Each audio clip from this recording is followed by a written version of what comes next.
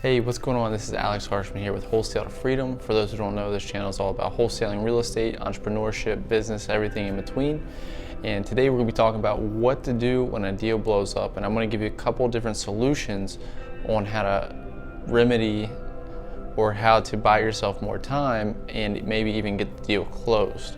This is important because a lot of times, very often, more often than not, there's some kind of problem that comes up, whether it's title issues, the seller's trying to change the agreement, the buyer's trying to change their price, the buyer or seller's trying to back out, something happened like COVID. I mean, I've had so many things happen to me in just the last year, and even right now I'm dealing with the biggest deal of my entire career so far, $75,000 deal, and we're running into problems. And so I'll go over a little bit about that, kind of the experiences I've had before. You might get a laugh at some of them, and some of the things I've been through and how I've solved them, and some situations and techniques and solutions that you can use to solve your problems as well.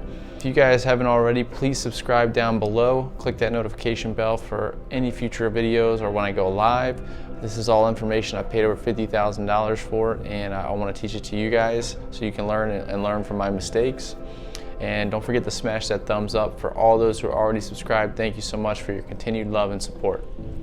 Let's dive straight in. So let's talk about the deal I'm going through right now. Again, it's a $75,000 deal, and what's happening is the seller is actually an investor, and so they knew we were wholesaling it, they were okay with it.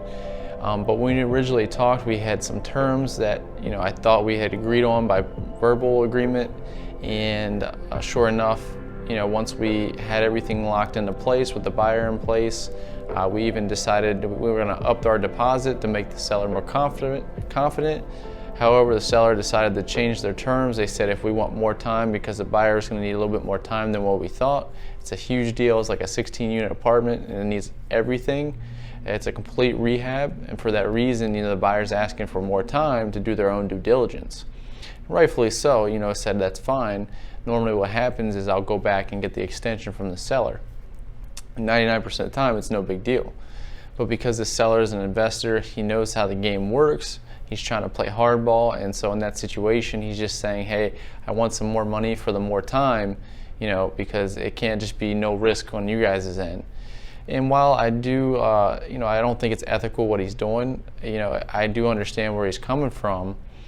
Again, he's playing hardball, and he's got that type A personality that you deal with when doing investor-seller situations. And I've made the most money off of these types of sellers, believe it or not. But what do you do in that situation? So right now we're trying to problem solve. The first thing I do is I call the buyer and I let them know, hey, this is what we're dealing with. Just being transparent with them. Is there any solution that we can get this thing closed quicker? What are your thoughts? And so we kind of bounce ideas off of each other. And so he's doing his due diligence, see what he can do on his side. And on my end, I got to consider whether or not I want to take a less amount of fee, which I have plenty of room to work with here, so it's not a big deal. However, I just don't like being strong arms, and so it's a personal pride thing, and you can't let that get in the way either. So, there's no time frame on this. The seller didn't say find out today. He's giving me my time, so I want to be able to, think about this rationally and come up with a solution. So the solutions I have on the table right now is I can take a reduced amount, pay him more in purchase price for the more time so my buyer can close, see if the buyer can close sooner, if he can't, at a reduced price, and or I can just try to call his bluff and say, hey, listen, we need more time. If you want to go with a different offer, go ahead. I don't recommend that third one, especially on a spread this big. Hogs get slaughtered and pigs get fed. And just remember that. Don't be a hog. I've learned my lesson on that before. So while this seller is, I don't think, being ethical, he is being fair. And so I need to be fair with him and fair with my buyer, because my buyer, we already agreed on a time frame, and because of that, the seller situation, he doesn't have that time that he needed, so that's not his fault. That's, I blame myself, but even if it's not my fault, I take responsibility. And so, that's the next step, is try to figure out where we need to be with them. And then if we can't figure anything out on the seller's or the buyer's side and we need more time, then we got to go back to the seller and see how much more we have to pay them. So that's kind of where I'm at. I'm in limbo. I'll keep you updated on my Instagram. If you haven't already followed me on my Instagram, it'll be up in the top corner, either this side or that side.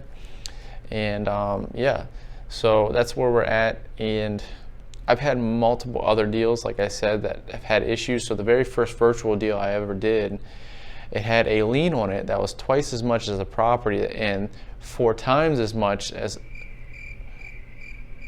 was actually 6 times as much as what I was selling it for. And so for that reason, we had to encounter how we were going to handle that situation with my buyer. The title company didn't know how to handle it because it was a government lien. And I actually had to do all the research myself to figure out how to deal with the situation, who's the point of contact for this government organization.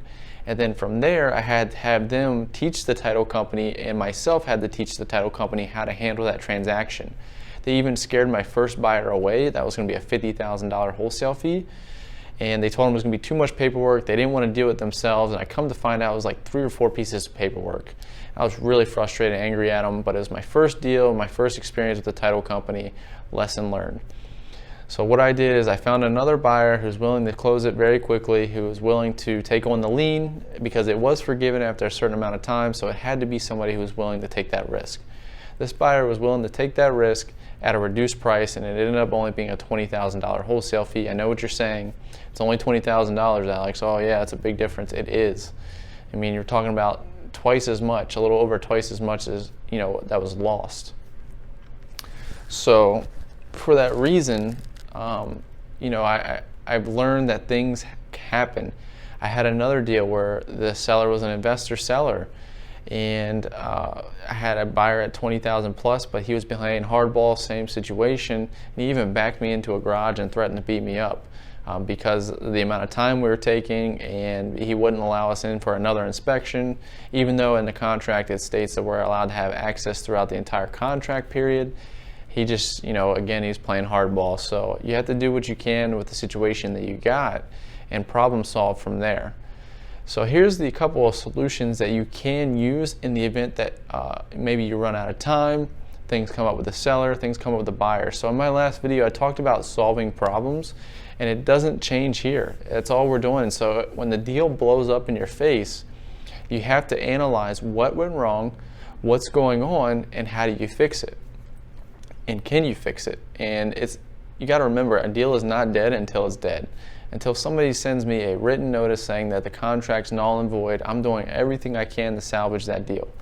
And I've been able to save many, many deals like this because of things outside of my control, whether the buyer accidentally set the seller off for some reason, the seller just decided to be crazy, title work issues, things like that. So what we do, you know, in the event that we're running out of time with the seller and the buyer is not able to, maybe you haven't found a buyer, you can actually renegotiate a higher purchase price, or just tell them, hey, we're going to put down another $500 deposit in exchange for 30 more days on the contract. And that way you can buy yourself some more time to find a buyer.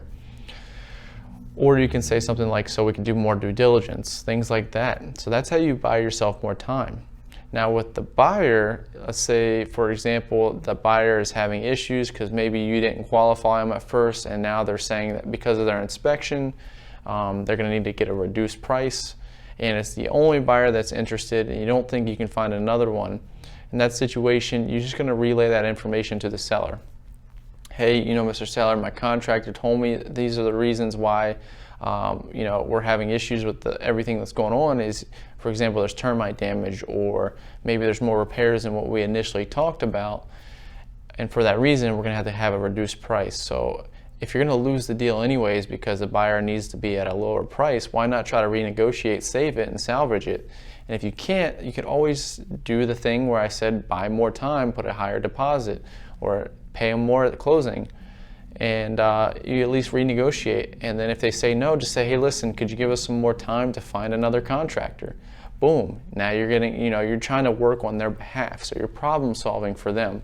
Go back to your buyer, say, listen, we tried. The seller said that's just too low for them. Could you see yourself coming up at all? I've actually had a buyer come up on price, and we saved the deal that way. So I'm throwing out tons of value right now. Again, if you haven't already, please subscribe and like this video. Again, this is information I paid over $50,000 for, and I'm giving you guys the blueprint for it. So this is all techniques that I use still to this day to solve the deals that try to blow up in my face. And the bigger ones tend to always have the biggest problems. Not always, but in my experience, they have. So let's talk about things like the title issues.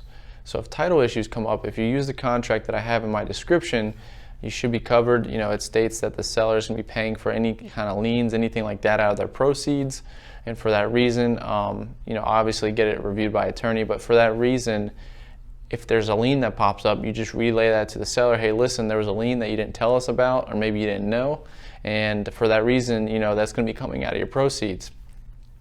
And they're going to say, well, that's not fair, or, you know, that sucks. You just say, hey, listen, you know, we agreed to a price and it was never talked about this lien. That's why we do our due diligence. I'm really glad we were able to figure this thing out for you, just so you know, but you know, we also want to get this thing closed. You know, here's where we need to be in price. Is that going to work for you? And then you can kind of go from there. So just about any situation, you can figure things out. And a lot of times if you leave it up to somebody else to figure it out, it's never going to get done. So if you're JVing with somebody, or the title company says they're working on it or something like that, do whatever you can to help speed that process up. The title company is working on many other deals, and so they're not going to make yours a priority.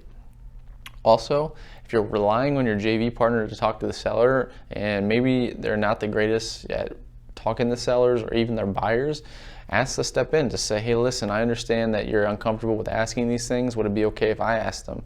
You know, maintain that honor and that relationship with whoever you're doing business with, but to say, hey, listen, is there anything you need from me to help speed this process up? And just by throwing your hand out there for, you know, asking them if they need help, you're able to speed that process up so much quicker. So remember, problem solving first. If the thing blows up, you're going to be in a state of mind where you're like, crap, what do I do? Like the past 2 hours, I've been sitting here thinking about the different solutions I can play, and I haven't got anything else done. You know, whatever it takes for you to cope with that or to handle it, that you got to do that, but maybe take a walk. But you got to remind yourself at the end of the day, don't depend on one deal. Keep moving on through the deals and keep moving forward, but more importantly, try to solve the problem where it's at right now and get things done. I hope you found value out of that video. You know, as I do on all my videos, I try to give you guys as much value as possible, so that way you can go out there and succeed. I love hearing your comments on what you think about my videos, if you succeeded or if you've even used the strategies that I mentioned to help you out. Please put down any testimonials down there, even if you're having issues, whatever, questions, whatever, just put them in the comments and I'll personally respond to every single one. So for that, I really appreciate you guys watching this video, and if you have any suggestions on topics you want to see me talk about, again, put it in the comments section, and we'll see you all in the next one.